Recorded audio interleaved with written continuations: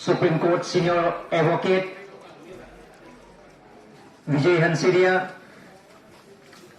respected Guwahati High Court Judge Sumitra Saikia, respected Principal Secretary Karbi Anglong Autonomous Council, respected ex-MP Dr. Jointo Rongpi, respected Honorable Speaker Karbi Anglong Autonomous Council, Honorable Deputy Speakers, my colleagues, all honorable executive members, honorable MECs,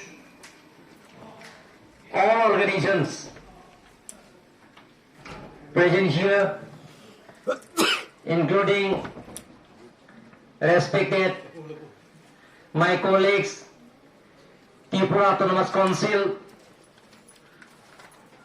MECEMs, and press media and my friends.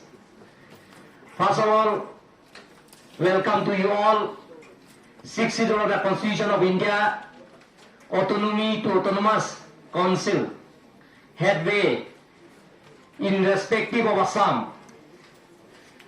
Today's seminar, we are going to, as per agenda, now I shall hand over to Uncle Miss